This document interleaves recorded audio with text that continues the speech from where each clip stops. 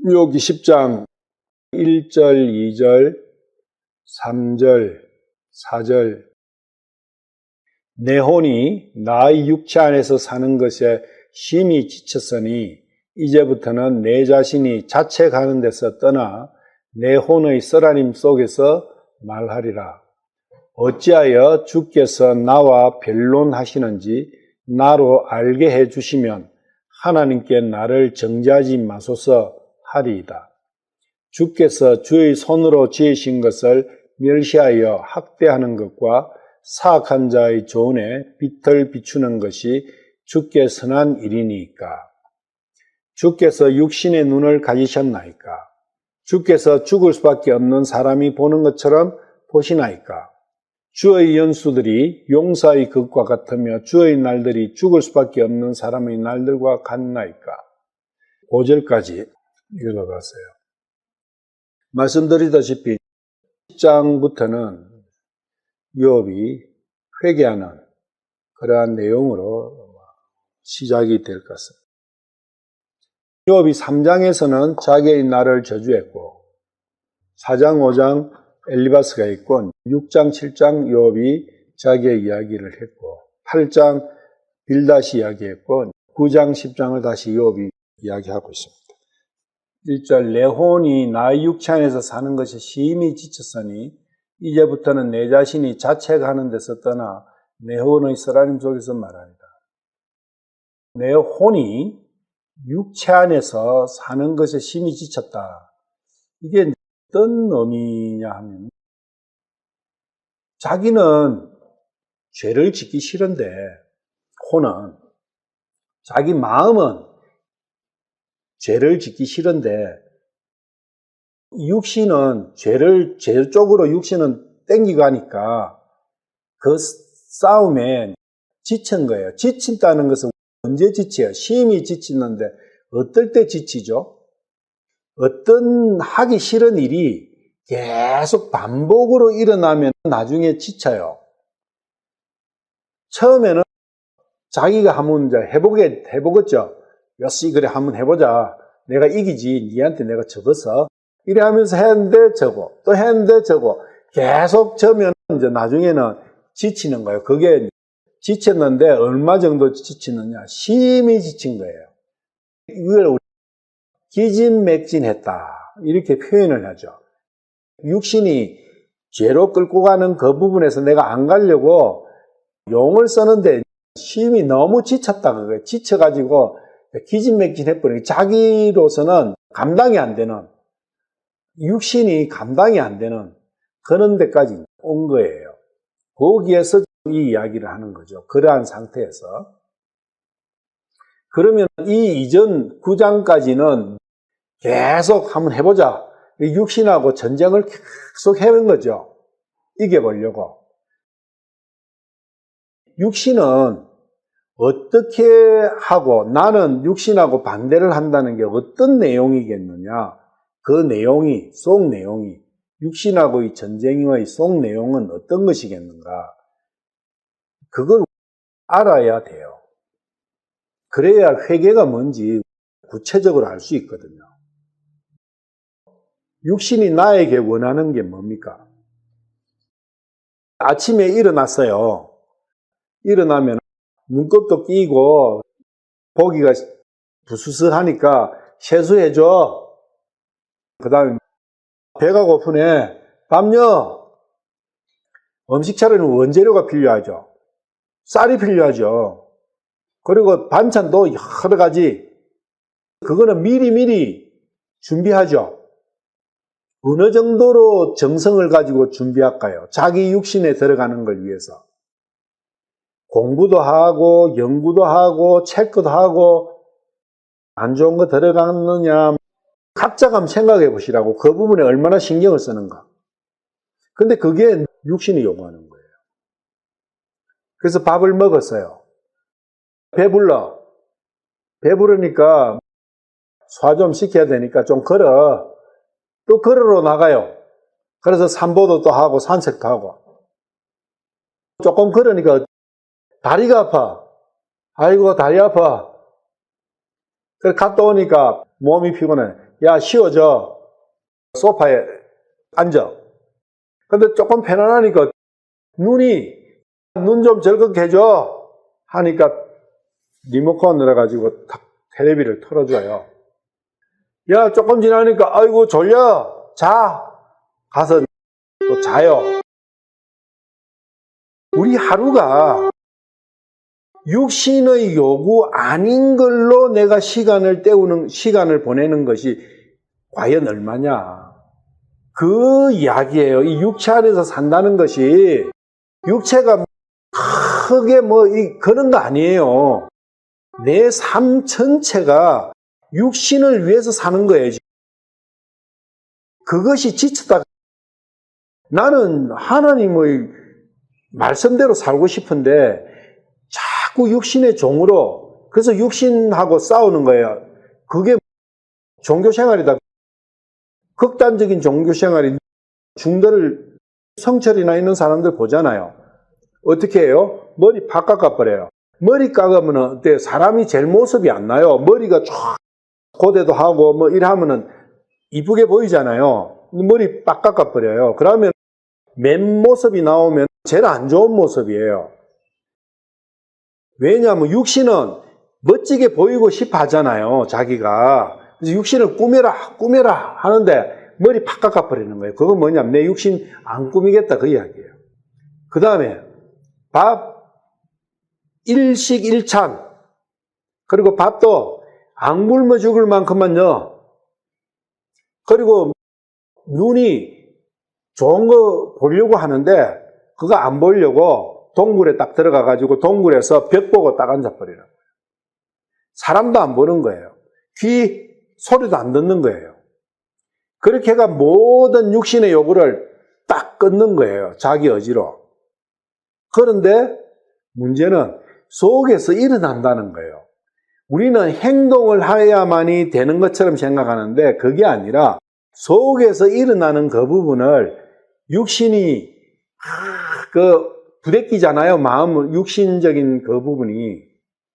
거기하고 싸움에서는 백전백패예요.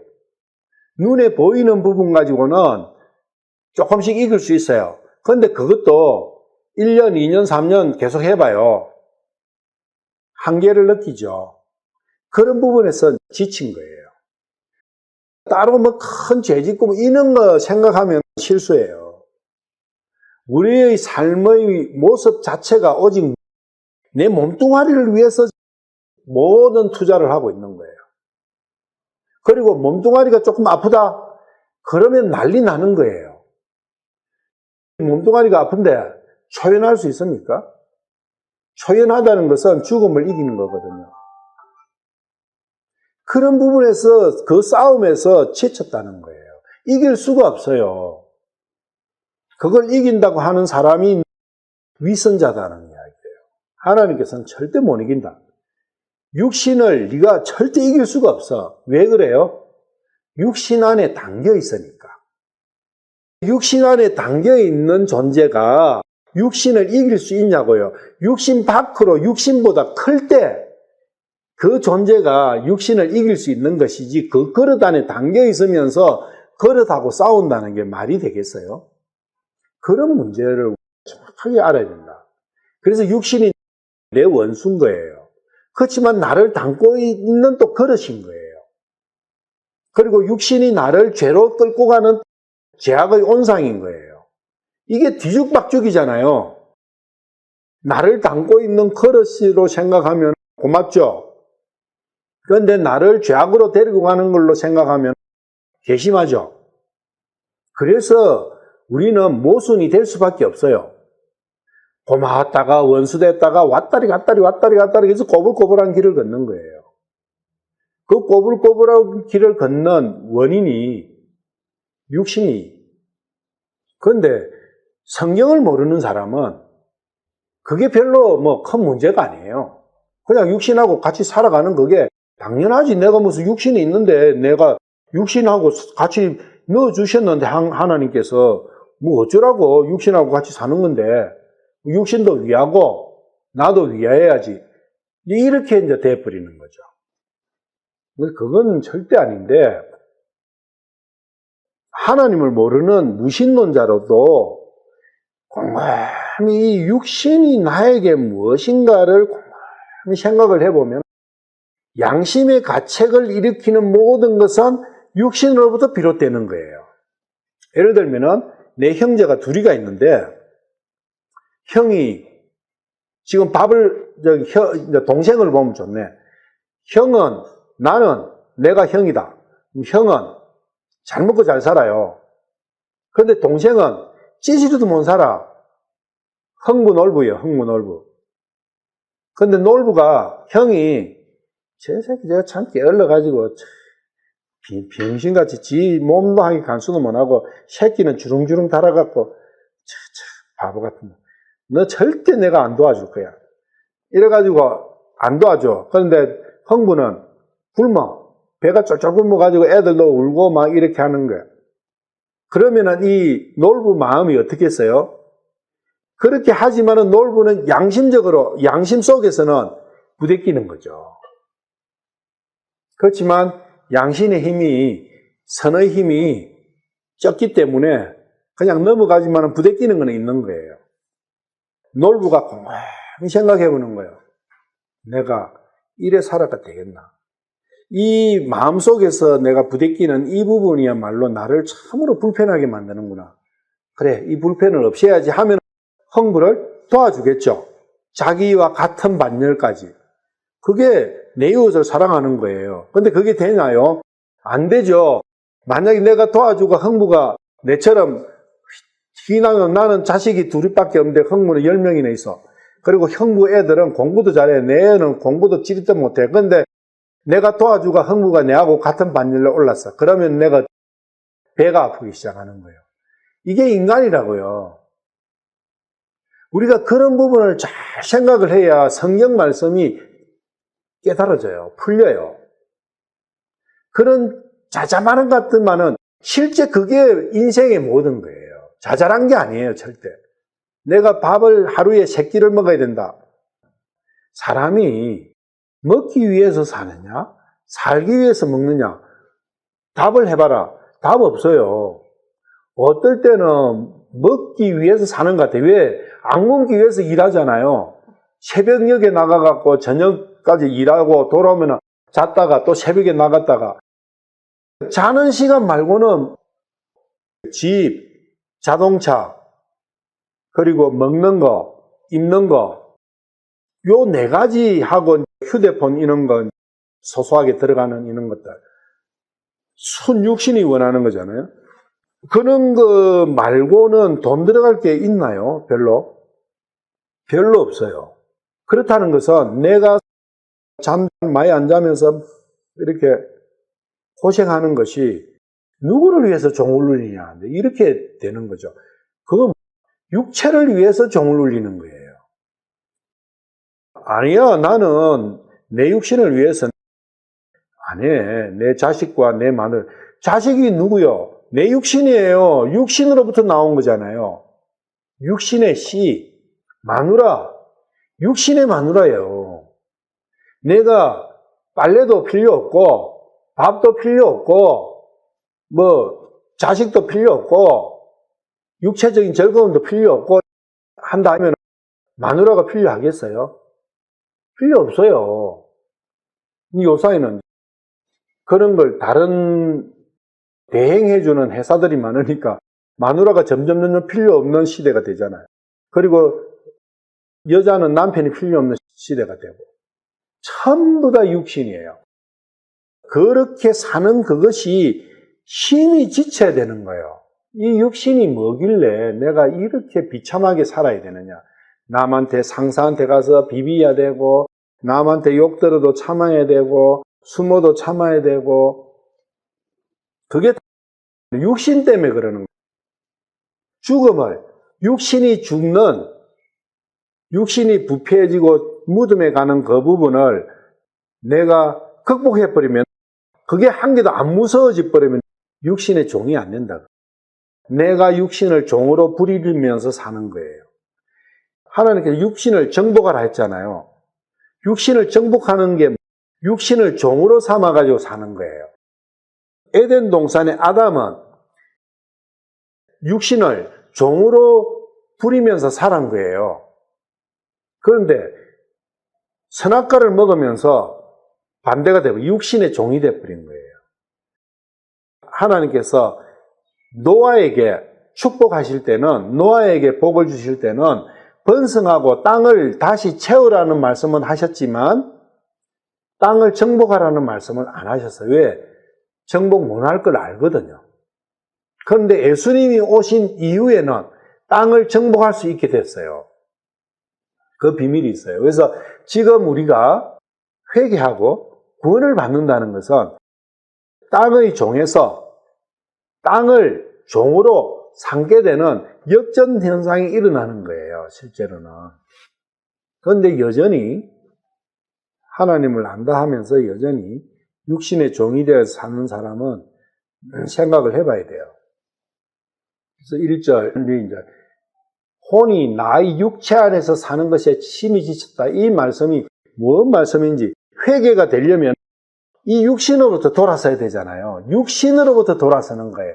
나의 육신의 욕구, 육신의 욕망, 육신의 원함에서부터 돌아서는 거예요. 난 너 섬기지 않을래. 너 살든 죽든 네 알아서 해. 나는 하나님께로 갈 거야. 그래서 육신 앞에 있던 자기가 육신을 버리버리고 하나님 앞으로 돌아서는 그것이 회개예요. 돌아서려면 요 상황이 있어야 돌아서지, 이런 상황도 없는데 돌아서겠냐고요. 그렇고 육신을 자기 것인 양 보신 끼안고 하나님께로 간다는 것은 그거야말로 위선 중에 위선이에요. 그게 하나님을 조롱하는 거예요. 하나님께서 가장 싫어하시는 게 그 부분이에요. 예수님을 십자가에 못 박은 자들이 육신을 껴안고 있으면서 자기는 하나님과 함께 한다고 하는 사람들이에요. 그 사람들이 하나님을 십자가에 못 박은 거예요. 육신을 보듬고 있으면 하나님이 보이지 않습니다. 예수님 안에 계시는 그 하나님을 볼 수 없다고요. 육체 안에서 사는 것이, 육체는 그릇이 자기 집이, 자기 하우스. 이 육체 하우스 안에서 내가 사는 것에 지쳤다. 그 이야기가 이 육체 하우스가, 인민의 이 집도 별로 좋은 집은 아니지만 이 집하고 비교해도 우리 육신은 형편없어요. 너무 연약해요. 조금만 벌레가 물어도 난리 나고, 모기가 한 개 물어도 한 2-3시간은 가려워가지고 발광을 해야 되지. 조금만 일만 하면 힘들어, 허리 아프다 하지. 내가 요새 너무 오래 앉아있으니까 힘드니까 서서 성경 보려고 서서 이렇게 있으면 1시간을 못 서 있어요. 그만큼 이 육신은 연약하기 짝이 없어요. 그런데 지가 또 주인 행세는 얼마나 하는지, 내가 없으면 네가 뭐 할 수 있는지 막 이렇게 위협을 하죠. 그래서 육신과 나를 분리시키가 봐야 이 말씀이 이해가 돼요. 내 혼이 나의 육체 안에서 사는 것, 내하고 육체는 분리되어 있는 거예요. 나의 육체지 내가 아니라고. 우리가 나의 집이라 하잖아요. 요거 나의 볼펜, 나의 핸드폰. 그렇다고 이 핸드폰이 냅니까? 아니잖아요. 내가 쓰는 거잖아요. 내가 쓰는 거. 나의 집, 우리 집 아파트, 내 집 아파트 있는데 그것은 내가 아니고 내가 쓰는 거거든요. 육체도 나를 위해서 존재하는 거예요. 나의 육체. 그런데 우리는 육체와 나를 동일시해버리는 문제가 있는 거예요. 그러면 성경은 안 봐져요. 나와 육체가 분리되고 육체는 나를 위해서 존재한다. 그런데 이놈이 존재하기는 하는데, 내 집으로 존재하는데, 나를 담고 있는 그릇이나 집으로 존재하는데 너무 약해가 조금만 택하면은 검 가버리고, 조금만 하면은 구멍 뚫려가지고 비가 새지 않나, 조금만 뭐 하면 창문이 깨지고, 너무 연약한 거예요. 그래서 하나님께서는 이 육체가 연약함을 어느 정도로 연약하냐면, 접시물에도 죽을 육체다, 이게. 접시물에도. 그만큼 아무것도 아니다, 그거예요. 그 아무것도 아닌 존재한테 우리는 항상 굽신거리면서 신경을 너무 많이 쓰잖아요. 어떤 사람이 있는데, 옆집에 누가 한 사람이 있어요. 그 사람한테 내가 엄청 잘하잖아요. 그러면 그 사람이 나중에 어떻게 돼요? 나를 깔봐요. 그리고 당연히 자기를 섬겨야 되는 것처럼 여겨버려요. 나중에 부실하게 대접하잖아요. 그러면 대래 큰 소리 뻥뻥 쳐요. 오랫동안 살아버려갖고. 그리고 나도 거기에 익숙해져가지고 그래 안 하면은 내가 뭐 죄 짓는 것처럼 그런 형태로 돼버려요. 우리가 육신을 대하는 관점이 그렇게 돼버린 거죠. 평생을 육신은 항상 이렇게 해줘야 된다는 그 개념으로 살아왔기 때문에 육신을 끊는다는 것이 너무 어려운 거예요. 담배 끊는 거, 술 끊는 거 마찬가지예요. 평생 술을 마시고 왔는데 저놈 술 저거 나를 취하게 해가지고 나를 많게 만들지 하면서도 못 끊어요. 담배도 마찬가지예요. 저 담배 저거 많이 피우면은 폐암 걸리고 내가 죽을 거야 해도 못 끊는다고. 그런데 하물며 육신은 그런 것도 안 하는 것 같아. 엄청 내요, 내 자신. 그러니까 육신에서부터 돌아선다는 게 얼마나 어려운지 그 말 자체도 이해를 못하는 거예요. 욥은 이 상황까지 간 거예요. 심히 지쳤으니 이제부터는 내 자신이 자책하는 데서 떠나, 자, 자책이 나와요. 내 혼의 쓰라림 속에서 말해요. 자책에서 떠나네. 자책이 뭐냐? 육신을 공개를 하는데 육신 요놈이 돈이 없으니까 돈을 더 벌어야 되지 않냐? 나쁜 생각을 한다든지 안 좋은 행위를 한다든지 그런 모든 부분에서 죄는 짓지 않았는데 내 양심에 찔리는 거 있어요. 그런 것들을 자책이라는 게 나오는 거예요. 자책이야 뭐 이런 거. 근데 자책을 한다 해서 그 다음에 개선이 되느냐? 그 항목에 대해서는 개선이 될 수 있어도요, 한 개를 자책하고 나면은 두 개의 자책거리가 또 생겨버려요. 이게 우리 문제예요. 한도 끝도 없이 자책할 거리가 생깁니다. 그래서 우리는 온몸이 온통 문둥이에요. 문둥병이거든. 단지 모를 뿐이죠. 100% 죄밖에 없는 그러한 인생입니다, 인생이. 그런데 자기가 뭔가 좀 깨끗하다고 생각이 들면 성경을 거꾸로 보고 있는 거예요. 성경을 안다는 것은 내 자신이 얼마만큼 부패하고 이 만물 중에도 제일 더럽고 형편없고 썩은 것이 내 자신이구나, 내 마음이구나. 그것을 알아가는 과정이 성경을 알아가는 거예요. 근데 성경은 많이 바닥하는데 보면 볼수록 내 자신이 점점 더 괜찮고 깨끗한 것처럼 느껴진다. 내 본성적인 인간을 이야기하는 거예요. 그것은 성경을 거꾸로 보는 거예요. 그러면 자책을 안 해야 되느냐? 해야 돼요. 자책을 하다가 보면 자책하는 그 자체가 지치는 거예요. 그러면 자책으로는 안 되는구나. 포기하게 되는 거예요. 포기를 해야 되는데 포기가 없어. 인내하라니까 자책하는 그것을 포기 안 하고 인내하고 끝까지 가는 거예요. 그만큼 어리석은 사람이 없어요. 그것은 포기를 해야 돼요. 율법은 포기하라고 주신 거거든요.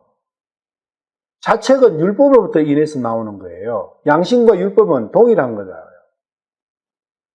그런데 율법을 지켜가지고 깨끗해지려고 하는 그것만큼 어리석은 게 없다, 그 이야기. 그래서 거기서 떠나겠다. 율법의 행위로 완전해지고자 하는 거기서부터 떠나겠다. 그 이야기예요. 내 양심에서 깨끗해지려고 애써는 거기서 떠나겠다. 왜? 안 되니까. 지쳤다. 더 이상 못 하겠어요. 그러면 하나님께 말씀 올리겠다. 하나님께 호소하겠다.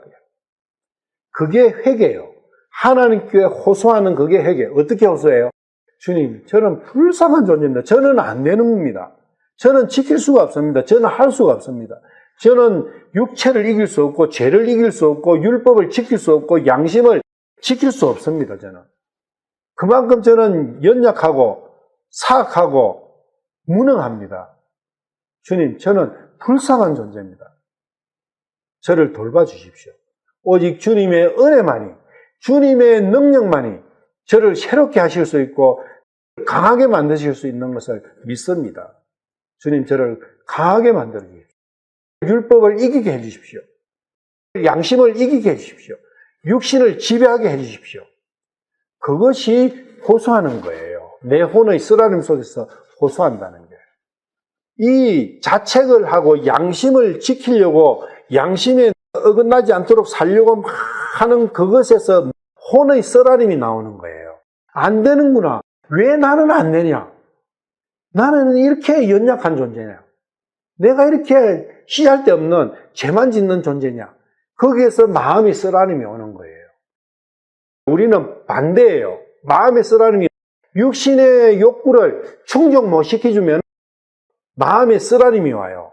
예를 들면 오늘 아침 밥을 먹어야 되는데 밥을 보니까 쌀이 기주가 비었어요. 그러면 눈물 나죠? 마음이 쓰라리죠? 반대다 그 이야기예요. 이 마음의 쓰라림이 어디서부터 오느냐? 육신의 부족 때문에 오느냐? 육신의 소욕을 채워주지 못했기 때문에 오느냐? 우리는 그 사람은 본성적인 사람이라는 거예요. 아직 하나님께 돌아서지 못한 거예요. 거기서 눈물이 나올 게 아니라 이 육신의 소욕을 끊지 못하는 거기에서 눈물이 나와야 되는 거예요. 왜 나는 육신의 이 문제에 의해서 초연해지지 못하느냐? 왜 육신의 종으로서 나는 이렇게 벨벨벨벨 거리면서 살아야 되느냐? 거기에서 혼의 쓰라림, 마음이 아파야 된다. 우리가 쉽게 말하면 혼의 쓰라림이 했지만 마음이 아픈 거예요.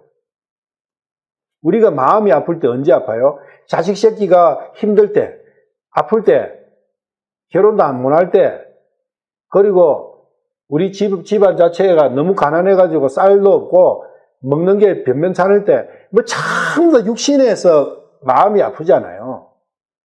각자가 곰곰이 생각해 보는 거예요. 나는 언제 마음이 아픈가? 언제 마음이 슬픈가? 하나님과 떨어져 있는 그 자체 때문에 마음이 아픈가? 그거는 이유가 딱 한 개밖에 없는 거예요. 하나님에 대해서 마음 아픈 건 딱 한 개밖에 없는 거예요. 하나님과 내가 떨어져 있어가지고 마음이 아픈 것이냐, 아니면 육신 때문에 마음 아픈 것은요, 여러 수만 가지예요. 그 이유는 헤아릴 수가 없어요. 그래서 이재영이도 마음이 아픈 거예요. 돈만 있으면 되는 게 아니에요. 인생은 이러든 저러든 무슨 이유 때문에 나는 마음이 아픈가? 육신에 따라 사는 삶은 오직 죄악만을 생산합니다. 그리고 그 죄가 싫으니까, 죄 짓는 것이 싫으니까 제한전 생활로 돌아서고 싶잖아요. 죄를 안 지려고 용을 써. 그러면 또 2배나 더 다른 죄를 지어버려요. 그게 자꾸 악순환이 되니까 지치는 거죠. 근데 그것을 볼 수 없는 눈이면 그냥 행복한 거죠. 그리고 자신이 위대하게 보이지고. 그래서 이런 삶의 반복에 지쳤다, 욥은. 욥기 지금 7장 11절에 이렇게 이야기하죠. 그런즉 내가 내 입을 금하지 아니하고 내 영의 궁핍함 속에서 내 사정을 진술하고 내 혼의 쏘라림 속에서 자책한다, 호소한다. 이 호소는 욥기 7장 11절의 영어 킹 제임스에 나오는 거하고 욥기 10장 1절하고 비슷한 것 같지만 한 단어가 틀려요. complain. 욥기 7장 11절에서 호소한다, 이게 complain으로 나와 있어요. 그리고 10장 1절에서는 여기는 스피킹이라고 나와 있어요. speak. 그리고 단어 자체가 틀려요. H코드가. 10장 1절은 하나님을 향해서 가겠다. 하나님께 아뢰겠다 하는 그러한 스피커고요. 7장 11절은 자체가 하는 거예요. 자기 스스로 자기에게 이야기하는 거예요. 자기 스스로 아무리 이야기를 해봐도 답이 없잖아요. 그래서 올바른 회개는 자기 자신에게로 돌아가느냐, 하나님께로 돌아가느냐. 자기 안에서 아무리 궁리하고 자책하고 후회하고 자책이야 두드리고 패고 가슴을 쳐봤자 소용없어요. 하나님께로 가야 되겠구나. 그래서 누가복음 15장에 탕자가 자책이야 했어요? 아니잖아요. 자기의 비참함을 깨달았을 때 아버지 하나님께로 돌아가야 되겠다. 그게 딱 나와요. 여기서 하나님께로 돌아가잖아요. 그게 회개예요. 그런데 하나님께로 돌아오기 전에는 탕자가 계속 자책한 거죠. 자책하면서 자기를 개선시키고 개발해 보려고 발버둥을 치ban 거예요. 그럴수록 점점 더 수렁으로 빠지는 거예요. 그게 크리스찬이 순례 여행을 해가 처음 만나는 게 수렁이죠. 수렁에서 자기가 발버둥을 치면 칠수록 그러게 되는 거예요. 그때 어떻게 해요? 그냥 살려주세요. 누구한테? 하나님 살려주세요. 그거가 회개의 첫 길이다. 10장 1절의 스피커는 그 이야기다는 거고 7장 11절은 자기가 해보려고 발버둥을 치는 거예요. 그런 차이를 정확하게 알 수 있어야 된다. 7장 11절에 그런즉 내가 내 입을 금하지 아니하고 내 영의 궁핍함 속에서 영의 궁핍함이라는 게 어떤 이야기를 하는 거예요, 지금? 그거를 떠난 거는 맞는데 영이 비오면은 어떤 현상이 생기냐고. 무능력하다는 거예요. 능력이 없는 거예요. 그 능력이 없다는 것을 욥은 알은 거예요. 능력이 없는데 자기가 발버둥을 친다고 해서 되냐고요. 능력이 있을 때 발버둥을 치면 뭔가가 돼요. 근데 능력이 없는데 발버둥 치면 허공에 대고 발버둥 치는 거예요. 뻘구덩이에서 발버둥을 치면 더 그 너비나 있는 저수지 같은 데서 빠지잖아요. 헤엄을 못 치고. 그러면 부둥대잖아요. 그러면 더 빨리 빠져요. 가만히 있으면 늦게 빠져요. 그런 원리가 있어요. 자기가 능력도 없으면서 헤엄치려고 막 아우성대잖아요. 그럼 쑥 빠져버려요. 왜? 막 찢으면 공기가 자꾸 빠지잖아요. 그러면 부력이 약해지잖아요. 공기가 빵빵하게 들어있으면 해가 빵 떠있으면 떠있어요. 그런데 막 얘가 살려달라고 막 이래야지만 공기가 나가버리면 부력이 없잖아요. 쑥 내려가 버린다고. 영은 능력이에요. 능력이 없구나. 나는 율법을 이길 수도 없구나. 나는 육신을 쳐부술 수 있는 능력이 없구나. 그 이유가 내 영의 방이 비어 있어서 그렇구나. 그걸 아는 거예요. 영은 하나님께서 넣어주셔야 되는 거예요. 그러면 능력이 생기는 거예요. 그래서 하나님께 매달리라. 왜? 그 생명의 능력의 영은 하나님만 갖고 계시니까. 그걸 인간에게 직접 주시려고 몸을 입고 하나님께서 몸을 입고 예수님으로 오신 거예요. 직접 안 오시면 전달이 안 되니까 영을 전달해 주고 싶었어. 창세기 2장 7절에 영을 버려주신 그 하나님이 예수님이세요. 다음에 11장에 가면은 그걸 한번 볼 거예요. 그 전능자 하나님이세요. 그분이. 전능자 하나님은 예수님이에요. 왜 그분이 예수님이신지 한번 그 11장에 가면 볼 거예요. 여기 7장 11절 영의 궁금함 속에서 말하고 혼의 쓰라림 속에서 자책해봤자 능력이 없으니까 아무리 자책해봤자 후회하고 나는 다음에는 절대 안 해야지, 내가 다음에는 잘해봐야지 한다 해서 되겠어요? 능력이 없는데 안 되는 거예요. 거기서 나중에는 이제 포기한다. 그래서 여기서는 하나님께 알아야겠다. 하나님께로 가야 되겠다. 그게 회개라는 거예요. 꼭 내가 아이고, 이제 회개해야 되겠다. 그거 아니고, 하나님께 살려달라고 내가 알아야 되겠구나. 그 마음이 회개하는 거예요. 회개라는 단어를 만들어서 그렇지, 풀면은 그렇다. 이 말씀이 그렇다. 그 이야기. 그때는 내 이 마음이 쓰라린 가운데서 하나님께 아뢰게 되는 거예요. 마음이 너긋하고, 마음이 온전하고, 마음이 안전하고, 한데 하나님께 아뢰겠냐고요? 안 아뢰요. 자기 마음한테 가지. 왜 회개는 in the witness of my soul 되느냐? 10장 1절이 그렇잖아요. 뒤에가 I will speak in the witness of my soul. witness, 비트가 쓰다는 거죠. 쓴 거. 엄청 쓰다. 신론만해가 쓰다 하면 그게 비트예요. witness, 썸. 명사형이니까. 그러니까 쓰라림, 마음이 쓰라림 가운데서 회개가 되는 거예요. 마음이 얼마나 아프냐. 내가 이 육신의 종, 죄의 종, 돈의 종, 탐욕의 종, 정욕의 종, 이 종으로부터 학대당해가지고 내가 벗어나보려 해도 안 되는 거기에 내 마음이 얼마나 아프냐. 그 아픔이 있을 때 하나님 말씀을 넣어주면 하나님이 계시는구나.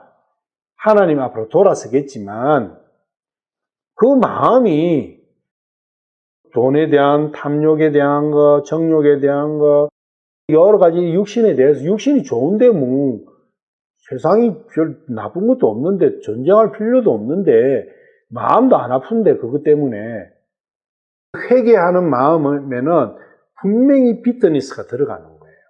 마음이 아파야 된다.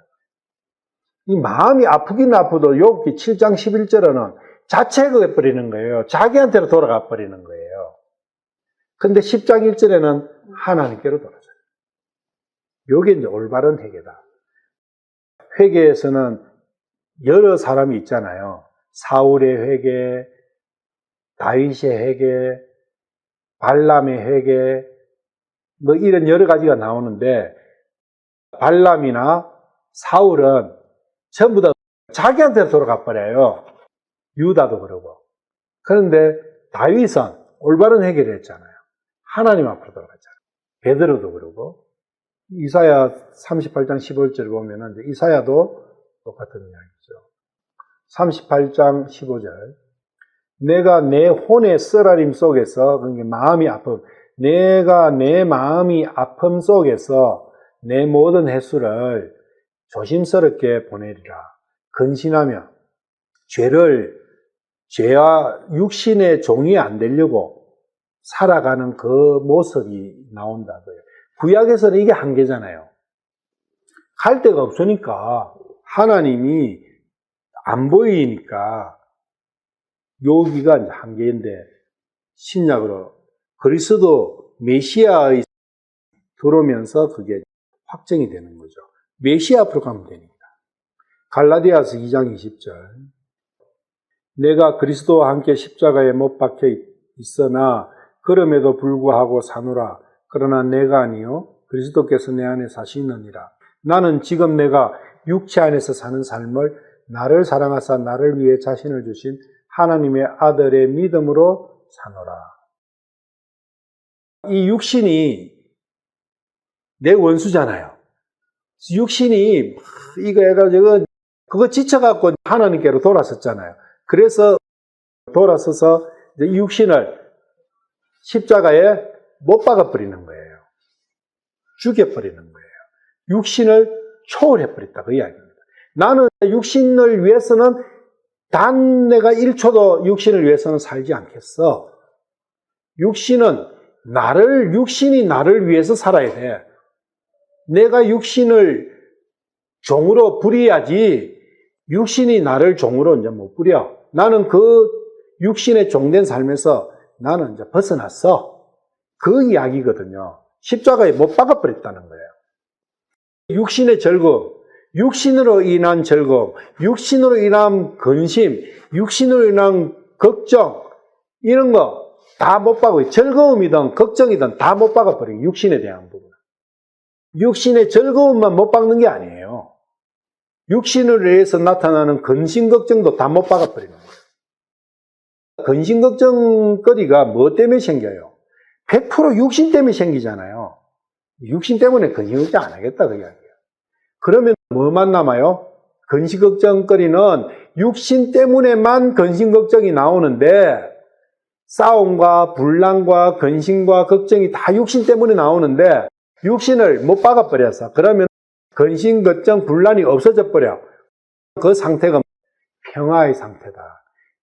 안식의 상태다. 근심, 걱정, 슬픔, 불행, 분란, 싸움 한 개도 없어. 그 상태가 평화의 상태죠. 근데 못 박았다 하는데도 맨날 근심 걱정만 하고 앉았으면 어떻게 되는 거예요? 우리는 자칫 잘못 갈라디아 2장 20절 말씀을 육신의 기쁨, 육신으로 인한 기쁨과 어떤 만족, 그것만을 생각을 할 수가 있어요.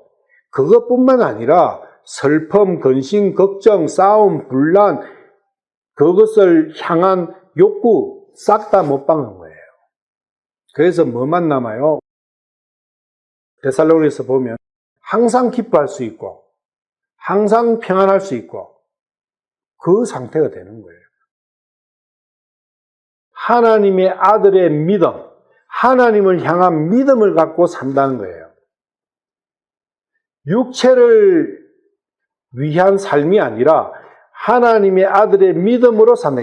하나님을 사랑하는 하나님과의 사랑을 위해서만 산다. 온 마음으로 하나님만 사랑하라. 주 예수 그리스도만을 찬양하면서 주 예수 그리스도와 함께 하는 그 삶을 살아가는 거예요. 주 예수 그리스도와 함께 살면서 육신하고 같이 살 수는 없어요. 두 개는 함께 할 수 없어요. 육신이냐 예수님이냐 분리되는 것이지, 육신도 되고 예수님도 되고 그건 짬뽕 아니에요. 육신을 가지고 살지만 예수님을 모시고 육신을 종으로 부리면서 사는 거예요. 육신은 종이에요. 고린도후서 7장 9절 10절. 이제 내가 기뻐함은 너희가 근심하였기 때문이 아니요 오히려 너희가 근심함으로 회개에 이르렀기 때문이라. 너희가 하나님께 속한 방식대로 근심하게 된 것은 어떤 일에서도 너희가 우리로 말미암아 상처를 받지 아니하게 하려 함이니, 하나님의 뜻대로 하는 근심은 회개를 이루어 다시 돌이킬 수 없는 구원에 이르게 하거니와 세상의 근심은 사망을 이루니라. 여기 근심이 두 가지가 나오잖아요. 하나님을 생각하는 근심, 그리고 세상의 근심. 세상의 근심이 뭐냐면 육신에 따르는 근심이에요. 굶으면 어떻게 되지? 내가 이 육신이 병들면 어떻게 되지? 늙으면 어떻게 되지? 뭐 전부 다 그런 거 있잖아요. 뭐 어떻게 하면 되지? 그 근심들은 사망을 이룬다는 거예요. 근심하지 마라 그래요. 육신 때문에 근심하지 마라. 죽든 살든.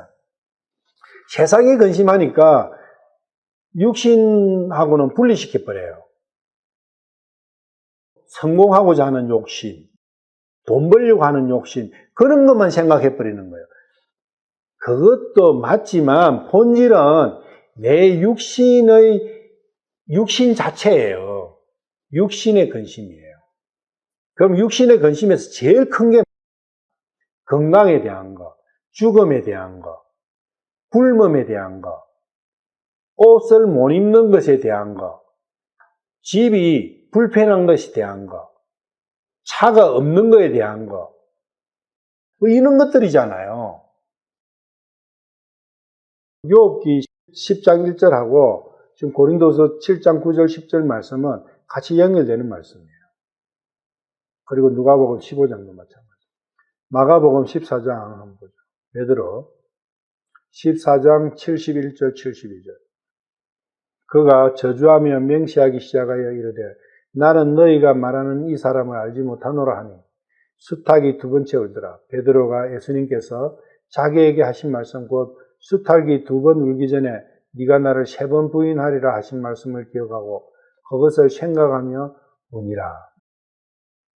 여기에 참 많은 복잡한 일이 얽혀 있어요. 사실은 간단한 말씀 같지만 71절에 보면 베드로가 하나님을 저주하죠. 맹세하기 시작하여 이르되 맹세까지 해요. 나는 너희가 말하는 이 사람을 절대 알지 못한다. 왜 알지 못한다 했겠어요? 첫째로는 자기 안위죠. 자기의 안전. 자기의 안전이 깨지잖아요. 시인하면 어떻게 돼요? 자기도 고초를 당할 수 있으니까 육신적으로 그 사회에서 매장당할 수도 있고 잡혀 감옥에 들어갈 수도 있고 여러 가지 비난을 받을 수도 있고 여러 현상들이 생길 수 있잖아요. 그것들이 다 자기의 육신의 안위다. 그래서 육신이냐 예수님이냐 그 두 가지 사이에서 베드로는 육신을 선택한 거예요. 아니 지금까지 3년 반 동안 예수님을 근거리에서 그리고 예수님께서 가장 사랑하는 제자였고 믿음을 준 제자였고 그렇게 한 제자였는데 그런 제자조차도 하나님을 선택하는 게 아니라 자기 자신을 선택한 거예요. 자기 자신이 아니에요. 이게 사람이에요. 이게 잘못됐다는 게 아니에요. 하나님 살고 계셔요. 그렇지만 요 뒤가 중요한 거예요. 요래 해놔놓고 내가 왜 이랬지? 내가 잘못했구나. 내가 왜 이래밖에 안 되지? 하면서 또 목매달아 보면 안 되는 거예요. 그럼 유다나 베드로나 다른 게 뭐 있어요? 똑같아요. 술탁이 두 번째 울더라. 베드로가 예수님께서 자기에게 하시면 자 이제 뭘 생각해요? 베드로가 예수님을 생각하는 거예요. 예수님을 하나님을 생각하는 거예요. 하나님을 생각하면서 그분이 참 하나님이셨구나. 이거는 예수님께서 예언을 해주시잖아요. 예언을 해주시는데 그 예언이 성취가 되어버렸잖아요. 그것은 하나님 아니시면은 알 수가 없는 거예요. 그러니까 여기에서 다시 한 번 더 예수님을 생각하는 거야. 그분이 하나님이시지. 내가 왜 그분을 지금 믿지 못하고 있느냐 하면서 불쌍히 여기십시오.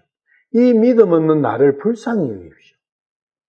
그래 하면서 우는 거예요. 눈물을 흘리면서. 이게 참 회개라는 거예요. 하나님이 빠진 것은 회개라고 안 해요. 하나님을 기억하고 하나님을 생각하면서 기도 올리는 그 마음.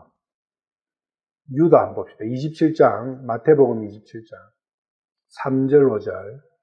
그때에 그분을 배반하여 넘긴 유다가 그분께서 정죄받으신 것을 보고 뜻을 돌이켜 은 30개를 수제장들과 장로들에게 도로 갖다 주며 이르되 내가 무지한 피를 배반하여 넘김으로 죄를 지었노라 하니 그들이 이르되 그것이 우리와 무슨 상관이 있느냐 네가 그것과 상관하라 하거늘 유다가 그 은들을 성전에 내 던지고 떠나가서 스스로 목을 매니라. 자책의 결과였죠. 자기한테로 돌아갔죠. 3절에 보시면 유다가 그분께서 정죄받으신 것을 보고 뜻을 돌이켜 자기 자신의 뜻을 돌이켰다는 거예요. 아, 저번에는 내가 요리하는 게 좋았겠는데 이번에는 요리하는 게 좋겠다. 자기 생각이잖아요. 자기 생각 안에서 뺑뺑뺑 도는 거예요. 잘못됐구나. 이거 아니구나. 그래가 은을 다시 제사장들한테 갖다 줘버렸죠. 이거 내가 잘못이지. 그분을 내가 팔은 돈 이거 내가 하면 안 되지. 팔은 그 자체도 잘못됐고 돈 받은 이것도 잘못됐으니까 돈은 돌려줬어. 마음이 조금 시원했겠죠. 자기가 돈은 돌려줬으니까. 그런데 문제는 내가 무지한 죄를 배반하여 넘겼다. 저분은 분명히 죄가 없는데 내가 그분을 배반해 넘겨줘 버려가지고 죄를 짓고 나는 이런 사람이 아닌데 이랑 내가 사람을 죽이는 죄를 지었구나. 하나님이라고 생각도 이야기도 없어요. 그냥 사람이요. 예수.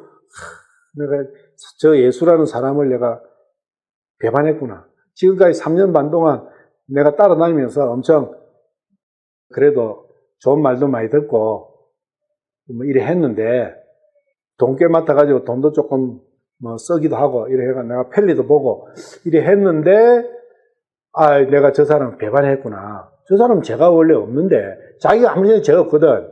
죄가 없는데 나는 이런 사람이 아니는 이렇게 갑자기 돈에 눈이 헷가닥 뒤집어져 가지고 이런 짓을 했는가? 아니면 내가 질투심에 헷가닥 해가지고 이렇게 했는가? 자기를 되돌아봐가 자기 속에서 이유를 찾아내는 거예요. 그래서 이유가 없어. 안 찾아져. 그러니까 괴로워 하다가 죽어버린 거죠. 이거는 뭔 뜻하냐면 자기 자신이 높다는 이야기예요. 자기 자신이 깨끗하고 높다는 뜻이에요. 교만이 하늘 끝까지 닿아 있는 거예요. 그러니까 자기가 자기를 용서할 수가 없잖아요.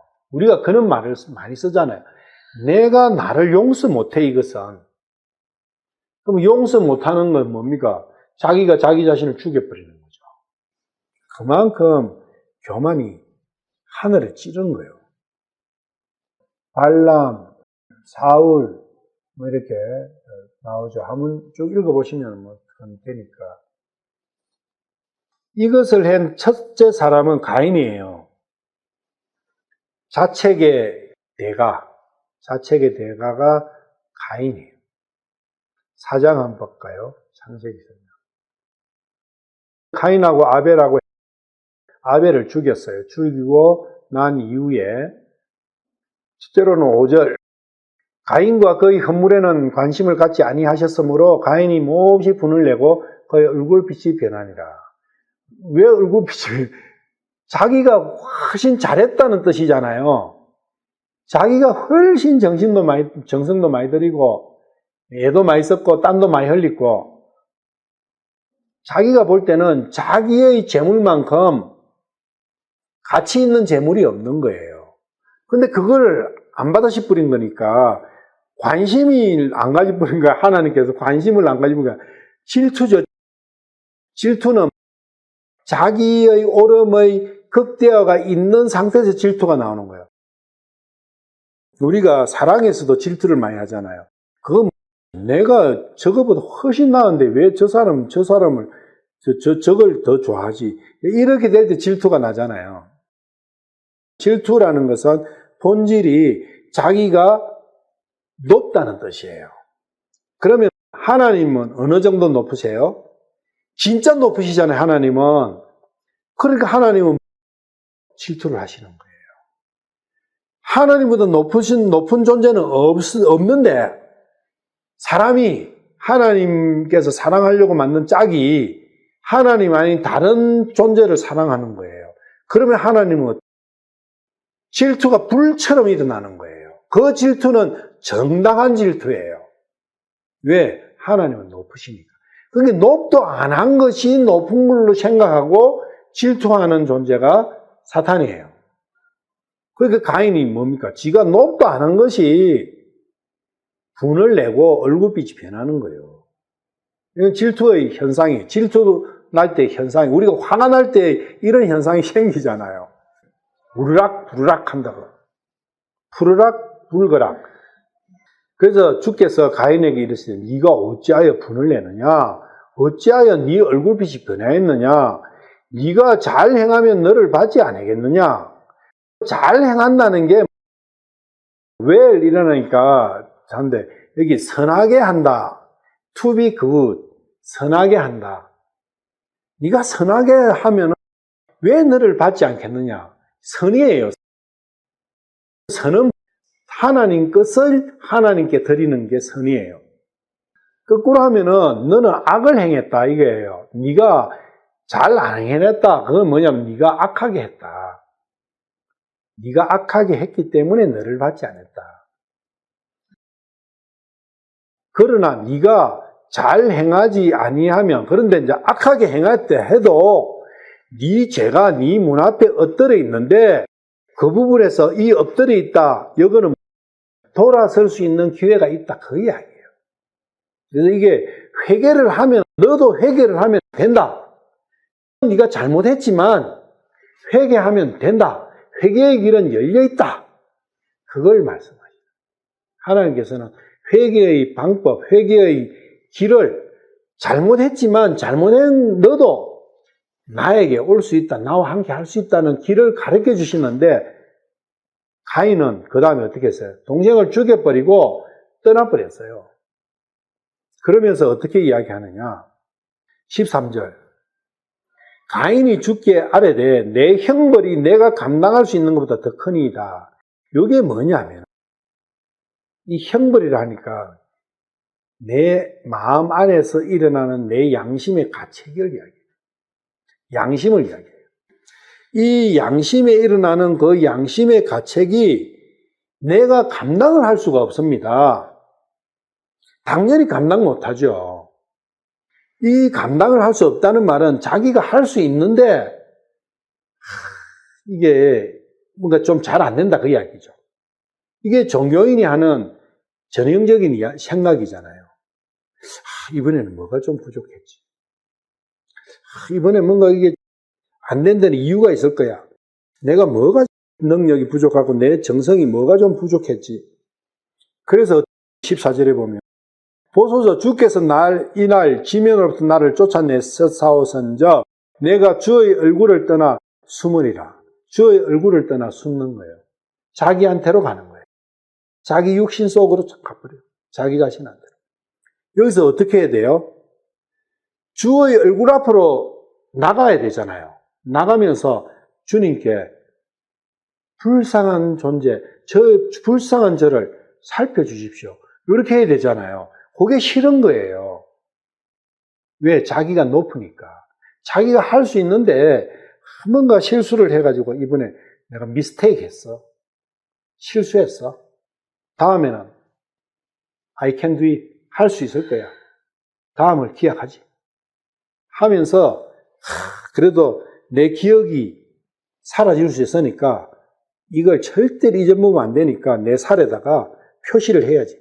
해가지고 살을 찢어갖고 흉터를 만들어가지고 표시까지도 하고, 아니면은 점박이를 칼날을 넣어갖고 문신까지 하고. 안 돼요. 이게 가인.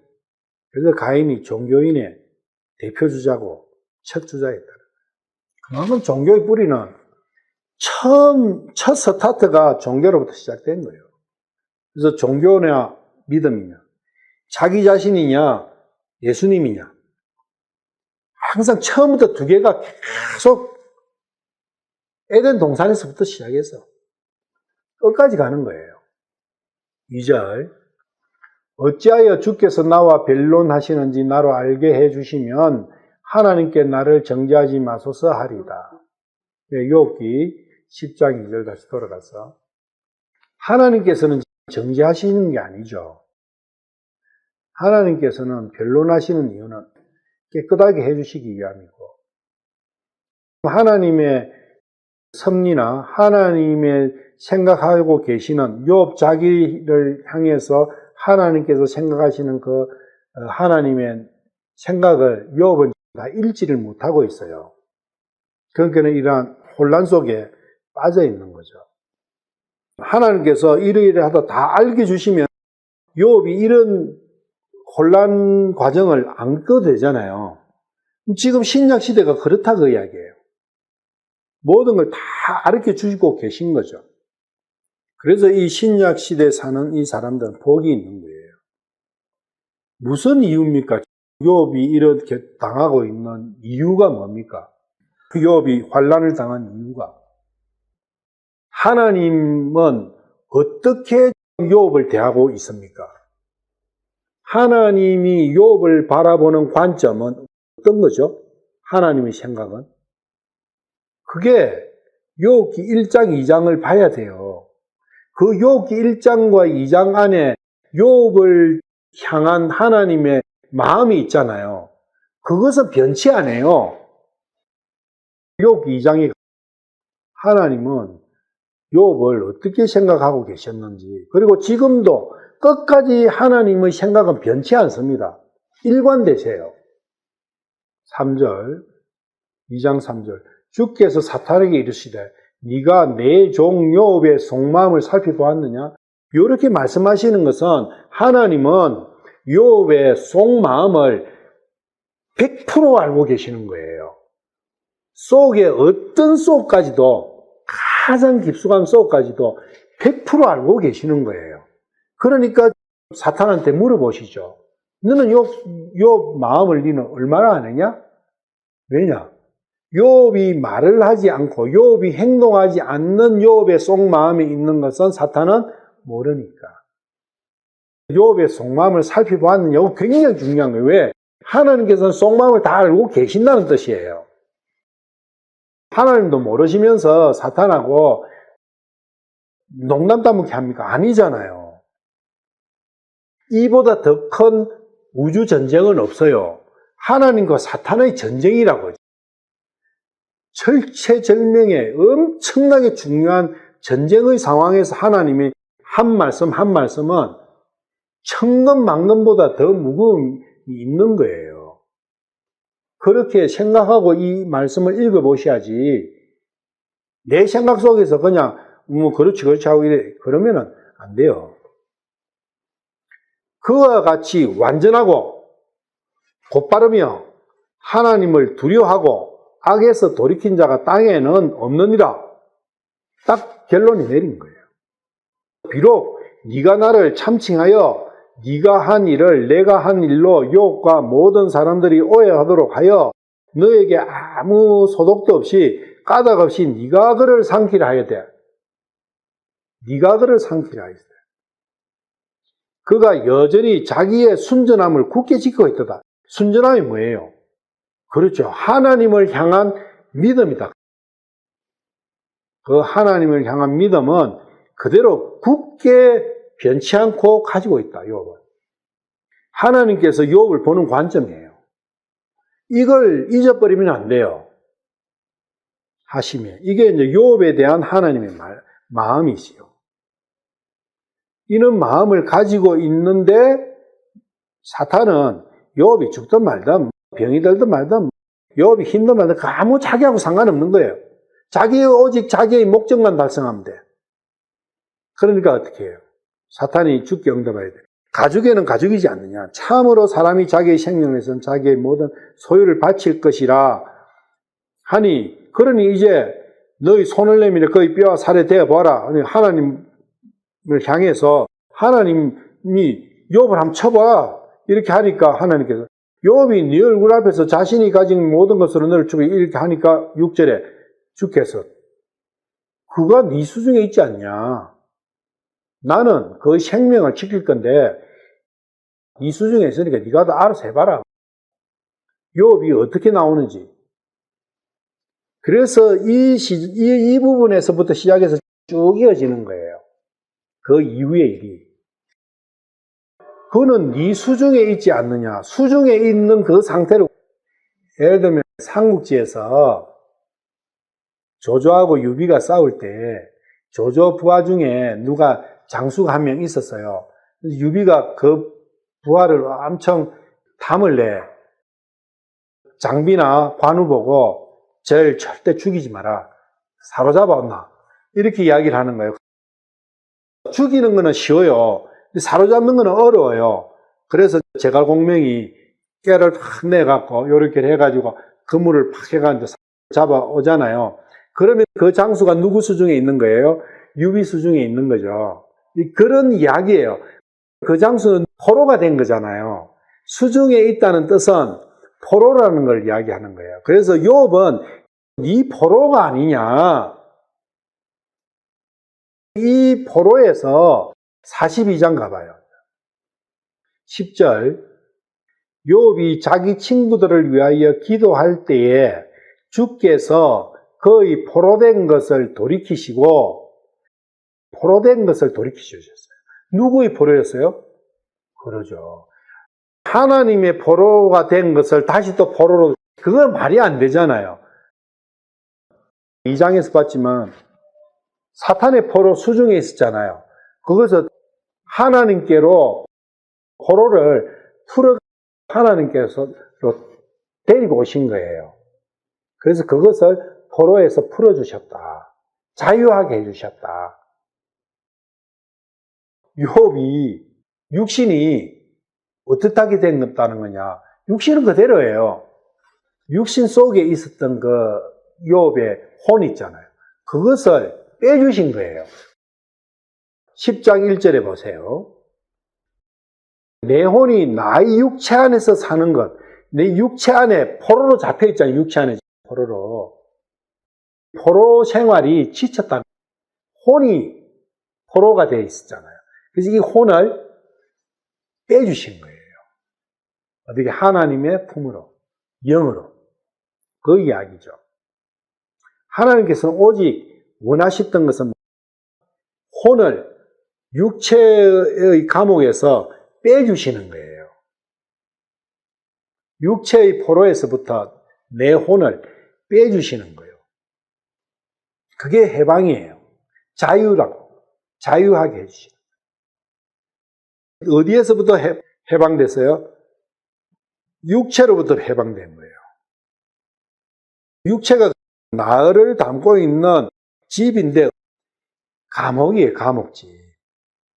이 육체가 나를 담고 있는 어리어리한 궁전이 아니라 감옥이다, 그 이야기예요. 근데 나는, 진작 나는 이 감옥을 위해서 모태주가 이 감옥을 훌륭한 감옥으로 못 지어가지고 안달이요. 우습잖아요. 포로가 감옥을 더 튼튼하고 더 강하게 감옥을 지어 놨는다는 것은 이게 도대체 어떻게 되는 이야기요? 감옥은 부서져야 될, 나에 있어서 부서지고 망가져야 내가 탈출할 수 있는 것이지. 그래서 하나님께서는 이 감옥을 부셔버려가지고 이 감옥에서 구출해 주시는 것이 하나님의 생각이라는 거예요. 사탄은 이 감옥에서 못 빠져나가게끔 하는 것이 사탄의 전략이다. 하나님께서 하시고자 하는 일과 사탄이 하는 일은 딱 반대거든요. 그걸 생각하시면서 쭉 욥기를 같이 보셔야 이야기가 된다. 10장 2절 어찌하여 주께서 나와 변론하신 나로 알게 해주시면 하나님께 나를 정죄하지 마소서 하리이다. 조금 이유만 알면은 뭔가 이 사건이 어떻게 지금 흘러가는지를 좀 알면 하나님 저를 좀 불쌍히 여기십시오. 정죄하지 말라는 말씀은 뭐냐면 불쌍히 여기십시오 하는 거예요. 근데 아직 자치자종을 정확하게 모르니까 구체적인 걸 알아야 어떤 죄인지를 알아야 죄가 있다면은 내가 빌 거 아니냐 그 죄 때문에 그런 이야기예요. 그렇지만 하여튼 욥은 마음은 스탠바이 되어 있는 거예요. 내가 뭔가 잘못했다면 내가 죄가 있다면 그 죄에 대해서 나는 어떻게 할 수 없지만 그 죄를 심판하시고 그 죄에 대해서 심판하시고 벌을 주시는 그분께 불쌍히 여기십시오. 은혜를 베풀어 주십시오. 당신은 긍휼이 크시고 능력이 무한하신 분이고 심판 주시지 않습니까? 당신께서 심판을 안 해주신다면 저는 살아날 길이 있습니다. 그걸 안 하겠다. 그 마음은 준비가 되어 있는 거죠. 근데 구체적인 게 없어. 막연해. 내가 뭘 잘못했는지도 하나님께 왜 비례해야 되는지도 모르면서도 무릎 꿇고 무조건 불쌍히 안 돼요. 그거는 그 이야기예요. 이 이야기가 욥은 자기가 정확하게 알면 그때 내가 분명히 불쌍히 하겠다. 그래서 42장 다시 넘어가 봐요.